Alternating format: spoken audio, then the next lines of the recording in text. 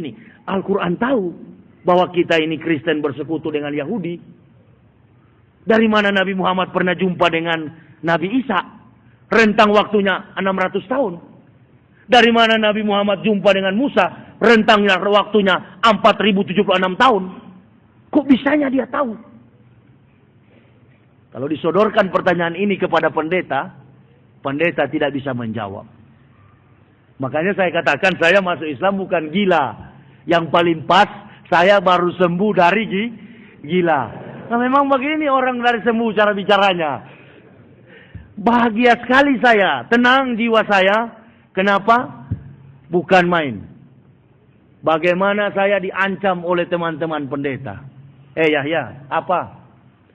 Kamu bayangkan, kamu itu bukan pendeta di jemaat. Kamu kalau masuk Islam, pasti kamu tidak mendapat gaji lagi. Maaf saya mau kasih tahu ya. Gaji seorang pendeta itu berdasarkan jumlah jemaat.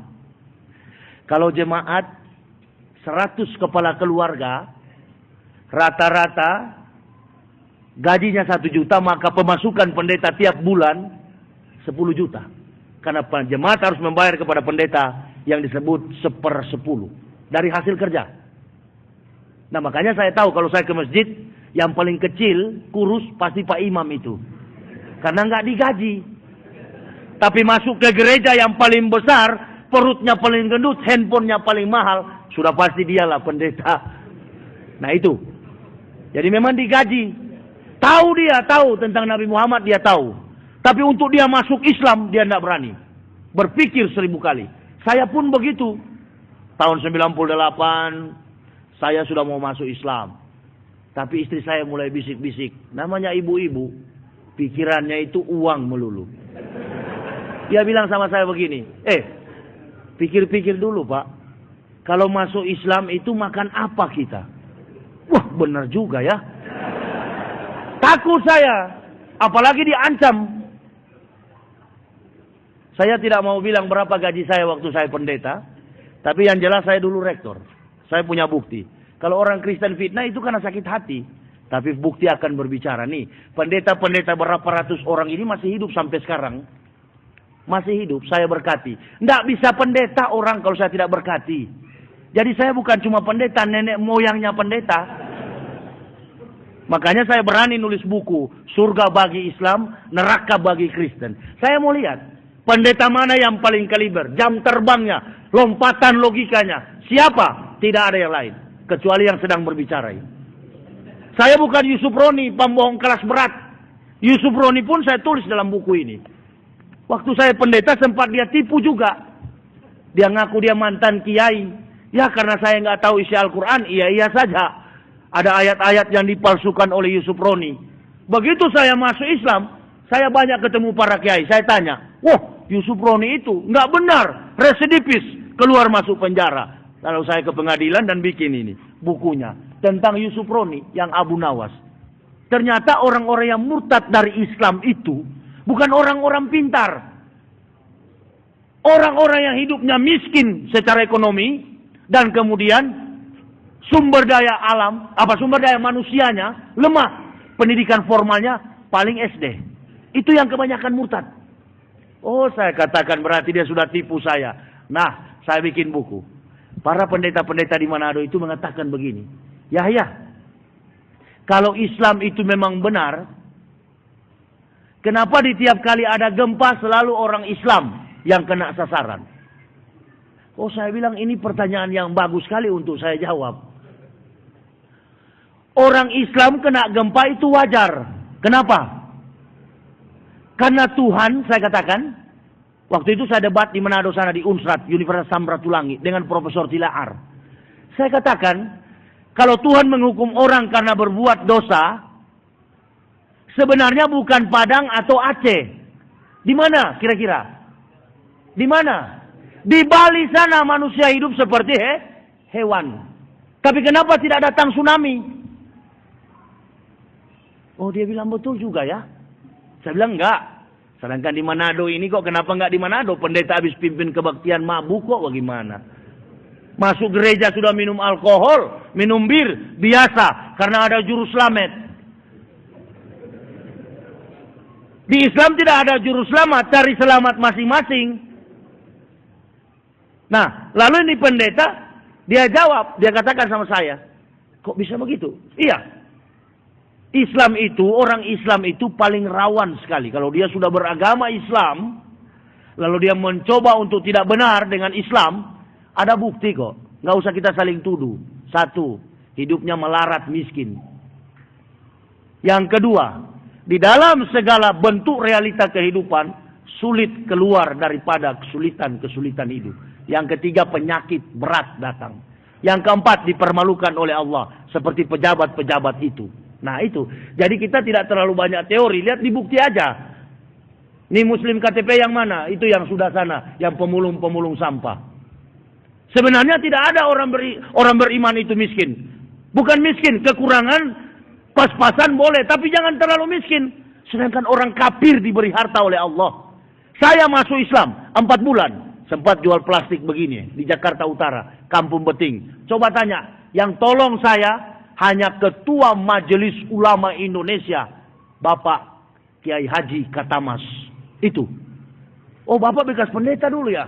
Iya, ini dokumen saya.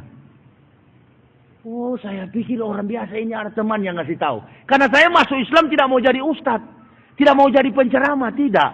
Saya masuk Islam sudah biar mati. Sudah selamat saya. Yang penting sudah masuk Islam. Apalagi ketemu Amin Rais. Apalagi ketemu Pak Maftu Basuni. Dirjen Bimas Islam. Itu orang-orang yang pernah saya tantang mereka. Ketika akan mendirikan Universitas Al-Amin. Yang ada di Sorong. Jadi saya bikin gerakan. Jangan terima. Nah makanya kalau saya baca sejarah tentang Nabi Muhammad. Tentang Umar bin Khattab. Tentang Abu Bakar Siddiq. Saya bilang kok sama dengan saya dulu. Nah, makanya saya tidak perlu kalau kecuali perang fisik seperti di Poso sudah diganggu, baru saya maju dengan kelompok, siap bergabung, insya Allah dimanapun. Allahu Akbar. Kalau cuma fight dengan fisik, bacalah di buku saya. Kebetulan saya simpai taekwondo, tanya di Manado, dan 4 saya. Kalau hanya 3 orang kafir Kristen, insya Allah saya kasih patah di jalan. Benar, saya tidak cerita mati. Allah suka yang begitu, Rasul suka yang begitu. Kuat, cerdas, berani. Kalau pejuang mujahid kita lalu loyo, untuk apa? Tapi saya paham, understand to the world we live in. Saya paham di mana dunia saya berpijak. Banyak muslim ayam sayur di Indonesia ini. Artinya banyak yang suka berjilat sama kafir. Makanya saya tidak mau di backup oleh satu institusi, organisasi. Orang kunut, saya ikut. Karena kunut menurut para kiai doa. Orang tidak kunut. Saya juga tidak kunut. Karena tidak masuk neraka. Bagaimana saya mempersatukan seluruh ikhwan muslimin wal musliman. Jangan bikin keraguan-raguan.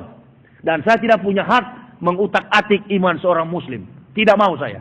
Kenapa? Karena mereka sudah lebih dahulu mendapat hidayah dari Allah. Pekerjaan saya bagaimana menghancurkan Kristen itu. Karena saya bekas Kristen, bekas kafir. Ada ulama-ulama di sini, di Jakarta ini, di pusat. Pak Yahya, coba kalau ceramah tekan sedikit tensinya. Itu banyak sekali laporan loh dari pendeta-pendeta itu. Ente kayak tidak kompromi. Saya katakan, Pak Kiai jangan banyak nasihat sama saya. Pak Kiai nggak pernah kafir. Saya yang pernah kafir, jadi nggak usah bicara. Tidak puas, waktu bulan Ramadan, Pak Quraisyah bicara lagi di televisi. Jangan bilang orang-orang kafir. Iya, karena ente tidak tahu jalan kekafiran. Sehebat ente profesor mau apa kek. Bicara soal kafir, saya yang tahu. Bagaimana? Saya pernah ke neraka, batal. Sekarang sudah punya tiket. Insya Allah ke surga. Itu tahun 2001. Gus Dur ditumpangi tangan, saya di situ satu. Oleh Gilbert Rumoindong, Profesor Dr. Mary Susi, Paul Yonggicho. Itu kan konven Dewan Pendeta Sedunia. Ada saya. Saya masih menjabat tahun 2001. Saya sudah begini sekarang keadaannya, sudah tidak pakai jas mahal lagi, nggak apa-apa. Kaki saya sudah terkelupas karena sholat, tidak jadi masalah. Saya tidak punya jas All England lagi, tidak punya pentofel lagi, tidak punya dasi lagi. No problem. Saya hidup dengan tenang, penyakit saya sembuh, bahkan saya tidak tidur, jarang tidur, makan tidak teratur. Tetapi alhamdulillah saya masih sehat sampai hari ini. Saya tahu besok saya akan mati. Habibie punya istri meninggal, dibacakan amal-amalnya. Khalaqal mauta wal hayata liyabluwakum ayyukum ahsanu amalan. Amalnya dibaca, hanya dibungkus dengan kain kapan. Saya tahu tuh Profesor Habibie kaya di Jerman.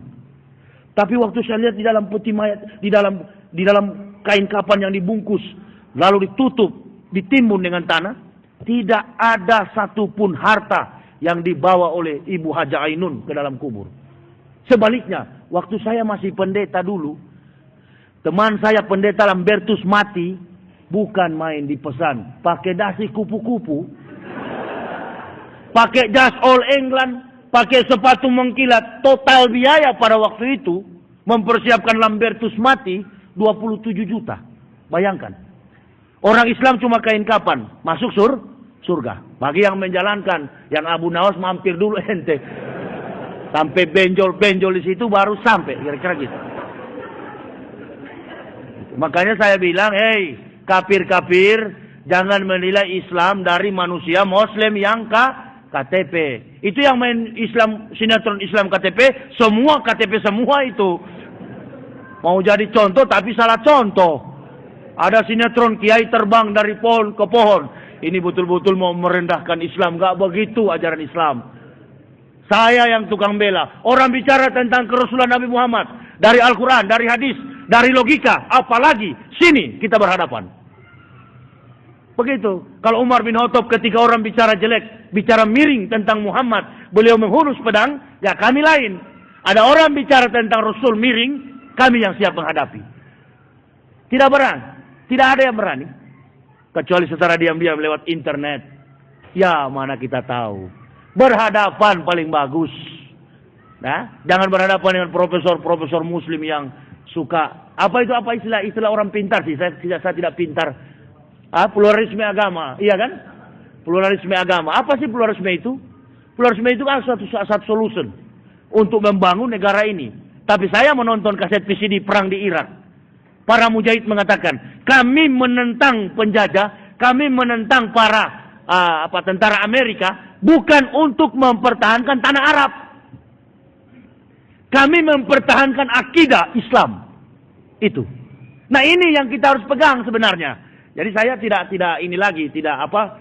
peduli dengan hal apapun.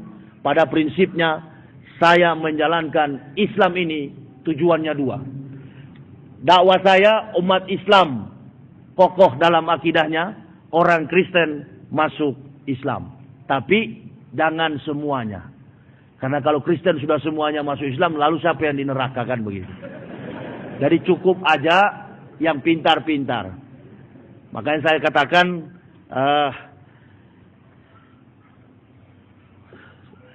saya katakan bahwa saya, istri dan 3 orang anak sangat bersyukur. Nabi Muhammad sebelum datang 576 tahun. Nabi Isa sudah menyampaikannya. Wa'id qala Isa ibn Maryama ya bani Israila inni Rasulillah ilaikum musaddiqan lima baina yadayya minat Tauratim wa sisram bi rasul yati min ba'di ismuhu Ahmad falama ja'ahum bil bainati qalu hisasirun mubin. Dan ingatlah ketika Isa anak Maryam berkata, hai Bani Israel, aku adalah Rasul Allah yang diutus di tengah-tengah kamu untuk menggenapkan kitab sebelumku, Taurat. Tetapi akan datang di tengah-tengah kamu Rasul Allah, Ahmad, Nabi Muhammad. Yahudi berkata, inilah sihir yang nyata. Jadi orang Yahudi ini, sebenarnya orang Kristen jangan marah sama orang Islam. Orang Kristen marah sama Yahudi. Karena Yahudi yang membohongi Kristen. Kita umat Islam itu hanya mau meluruskan supaya jangan kafir. Tapi mereka anggap lawan. Coba hebatnya Yahudi itu. Jadi saya kenapa tidak takut? Kalaupun maju di persidangan, Ini baru 45 dari kemampuan saya membongkar kebohongan Kristen. Belum dari kacamata politik dunia. Masih banyak di kepala saya ini. Kalau saya bongkar semuanya tentang Kristen, sampai kepada sistem gereja. Umpamanya dia kebaktian hari Minggu begini. Saudara tahu, beda dengan umat Islam. Kotak amal itu untuk pembangunan masjid. Kalau gereja tidak. Derma-derma yang diberikan itu ditampung, disetor ke PGI. Dari PGI ke Dewan Gereja Dunia. Dari Dewan Gereja Dunia ke EPEK. Dari EPEK langsung dibeli senjata. Dari senjata hajar orang Islam. Tahu saya. Bukan saya adu domba, bukan. Memang begitu sistemnya. Mempertahankan. Makanya dia biar sedikit, kita agak segan. Yang kedua, sains, medis, apapun, perbankan dunia, dia kuasai, Yahudi kuasai. Militer, begitu juga. Nah, lalu bagaimana kita mengalahkan dia? Hanya satu, tingkatkan dakwah, di mana-mana permalukan antek-anteknya. Karena Yahudi itu kuat, didukung oleh Kristen. Bagaimana mereka mengatakan, mengiyakan, ini kitab kami, perjanjian lama, pakailah, kata Yahudi, silakan pakai. Anggaplah, perbuatan-perbuatan Nabi dulu, menubuatkan atau merisalahkan, Isa mau datang, silakan pakai. Paulus inilah orang yang mereka jadikan sebagai ahli dalam menafsirkan the Holy Bible, Old Testament, New Testament, perjanjian lama dan baru, bukan Injil. Nah, Paulus ini dia merekayasa kitab perjanjian lama atas persetujuan Yahudi. Dengan begitu banyak orang yang setuju. Seluruh dunia, 850 juta jiwa penduduk dunia beragama Kristen. Saudara jangan percaya kalau orang Amerika mayoritas Kristen, tidak benar. Amerika itu kebanyakan ateisme, tidak bertuhan. Dan kemudian golongan mereka ada sekitar 15% dari source W. Bush, Walker Bush, Presiden Amerika lama, itu bukan Kristen agamanya. Apa nama agamanya? Yudaisme. Itu semi Yahudi, orang Yahudi. Ya, jadi antara sinagoge, mixapel, dan gereja beda. Kalau sinagoge itu bangunan kebaktiannya ortodoks. Kalau gereja Protestan, igreja diambil dari bahasa Portugis, church. Dan kemudian kalau Israel punya tempat ibadah hampir sama dengan masjid, tapi dia tidak sujud ke lantai, dia sujud ke tembok. Itu disebut dengan meratap tembok ratapan. Jadi 3 agama besar di dunia ini, datangnya Islam, Yahudi akui Islam benar, tapi mereka katakan sampai kiamat kami tidak akan mengikuti Muhammad. Oleh karena itu saya bilang betapa berharganya kami. Walaupun dipecat, mungkin orang berpikir ada umat Islam yang Islam KTP, Islam abangan yang nggak mengerti Al-Quran, dia pikir kami ini cuma puji-puji kalau berceramah. Pak Yaya ini mau sok pahlawan. Enggak. Demi Allah. Kalau saya hanya mau cari uang, dengar baik-baik, tidak perlu saya ceramah. Bikin saja buku, kemudian bawa di toko buku, tunggu-tunggu saja royalti, begitu kan? Nah, supaya ada fitnah dari luar sana, bahwa saya masuk Islam nggak puas dengan dolar dari Jerman. Begitu. Karena kami digaji bukan oleh Amerika. Pusat gereja Protestan itu ada di Jerman, Stuttgart. Nah, kalau kami pendeta yang sudah pejabat itu bukan dari rupiah. Makanya istri saya bilang begini, coba kalau tahu mau masuk Islam Pak ya, 1 tahun sudah dicabut-cabut di ATM, simpan dulu. Saya bilang memang picik. Allahu Akbar. Dia pikir bisa teringat. Kok bisanya Allah begitu ya? Sudah pas memang habis di rumah dipecat oleh gereja. Saya hidup dengan kesederhanaan, tapi saya senang, jiwa saya tenang. Orang boleh fitnah, orang silakan puji, tetapi kami tidak ada urusan dengan manusia di dalam menjalankan dakwah. Saya tidak mau berdakwah 1-2 tahun berdakwah, besok mana Pak Yahya? Oh sudah jadi ini, jadi itu. Enggak. Apalagi yang politik-politik. Kemarin saya diundang di Sungai Apit, Sumatera. Ya, itu menyeberang sungai jauh. Lalu ada ustadz di sana bisik begini. Pak Yahya, apa? Ini kan yang saya bawa ini kandidat calon bupati. Tolong diangkat-angkat namanya ya. Saya bilang iya. Siap. Begitu saya ceramah, saya kasih tahu di jemaah. Karena saya tidak mau di jemaah ini ada juga yang kontra dengan si calon ini, kandidat ini. Saya tidak mau jadi kambing hitam. Saya tidak mau jadi gayus, begitu ya. Saya katakan, Ustadz Amir suruh saya katakan, menangkan kandidat itu. Dr. Randus siapa? Saya bilang namanya. Oh, Ustadz saya hamba Allah dari kafir harus benar-benar memeluk Islam. Jangan setengah-setengah. Ya ayyuhalladzina amanu udhulu fisilmi kafa. Jangan setengah-setengah. Saya kasih tahu. Jamaah rahimakumullah. Ustadz Amir suruh tusuk. Nggak tahu siapa. Dr. Randus siapa itu namanya. Dr. Randus ini katanya untuk jadi. Saya tidak tahu kalau ini acara kampanye. Wow, sampai habis acara nggak mau salaman. Silakan. Allah yang maha tahu. Dia yang salah atau saya yang salah. Habis acara pakai bahasa politik. Terkadang kita semangat tapi tidak kontrol. Oh, itulah kontrol berarti saya. Memang nggak boleh begitu dalam dakwah. Di Madura, di Blega, saya diundang. Acara namanya Haulan. Itu sama sementara duduk. Datang kiainya, Pak Sapi'i yang sering undang saya. Tapi sekarang saya tidak mau lagi kalau dia panggil. Dia bilang begini, Pak Yahya, apa? Daripada ente ngantuk pergi ke kuburan situ. Minta itu kiai besar yang mati. Minta apa, Pak? Minta berkah sama Pak Kiai. Oh, saya bilang jangan cukup sekali saya kafir Ah, sama itu kafir. Dia bilang bahaya sampean. Allahu Akbar. Memang saya tidak mau. Apa beda dengan Yesus? Sama kan? Yesus juga dijagokan. Itu juga dijagokan. Nggak ada yang jago-jagoan. Hanya Allah Subhanahu wa ta'ala. Mau mati, mau hidup, mau kaya, mau miskin. Sekali beriman sampai kepada tingkat ketakwaan. Tidak ada. Tidak mau saya. Bahaya sampean. Biar bahaya. Nggak ada. Kalau bicara dakwah tidak ada pakai celurit. Enggak. Saya tidak sujud. Lah saya katakan. Cukup sekali. Aku merasakan kegagalan cinta. Kata lagu dangdut kan begitu. Tidak mau saya Pak Kiai. Nah setelah mau pulang saya bawa buku.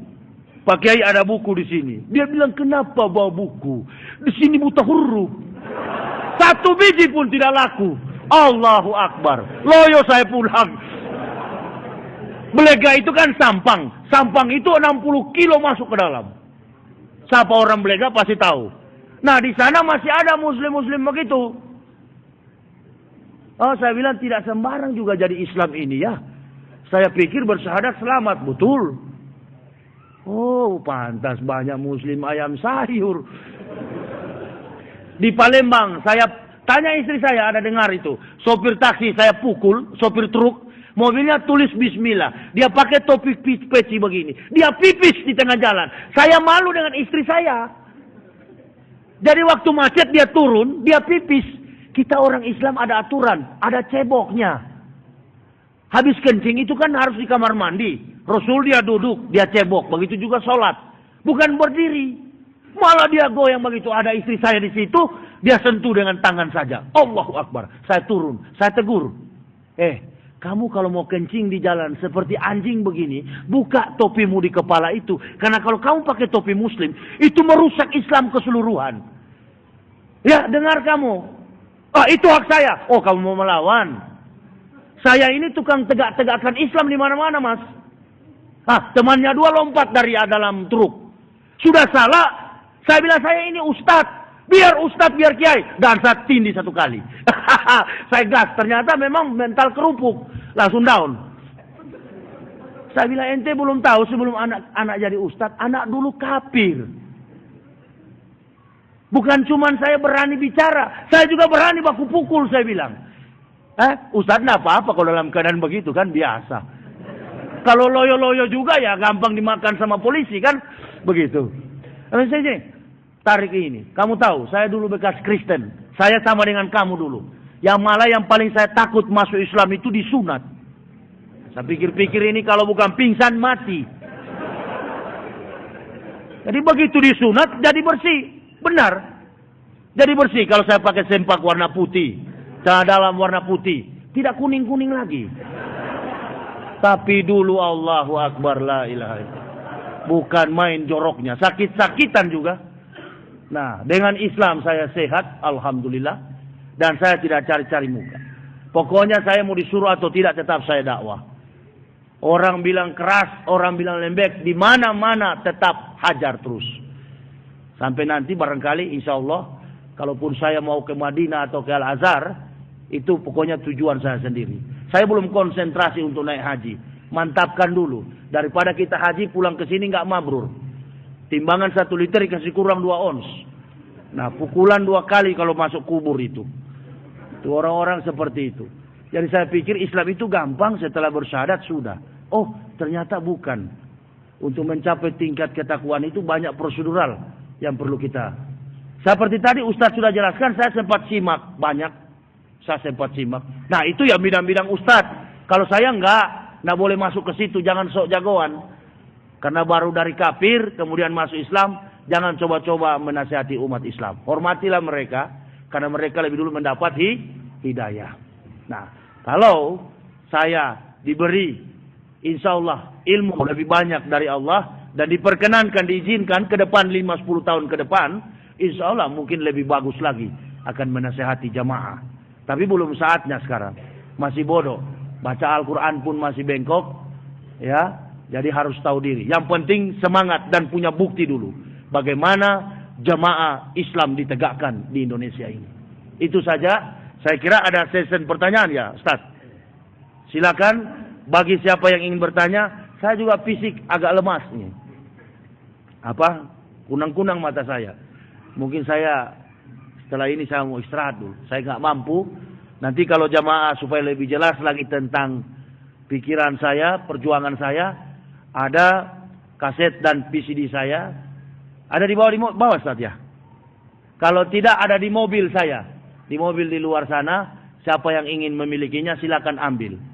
Tapi jangan bilang ambil begitu seperti di Semarang. Ambil nggak bayar, langsung lari. Setelah saya ke mobil saya tanya, Mak. Sudah ada orang beli tadi itu buku? Ada Pak, banyak. Bukan beli Pak, mereka bilang Bapak suruh. Allahu Akbar. Saya bilang ya mungkin waktu itu juga niat saya memang jual buku. Barangkali dikasih kapok oleh Allah. Memang habis. Setengah barangkali. Sholat Jumat. Banyak kan? Bilang ambil aja di mobil. Langsung bergegas. Rata pokoknya. Pulang loyo saya. Karena cari-cari itu supaya laku. Begitu. Jadi buku ini maaf aja untuk membantu kami berdakwah. Dan insya Allah dari setiap saya ceramah di masjid 10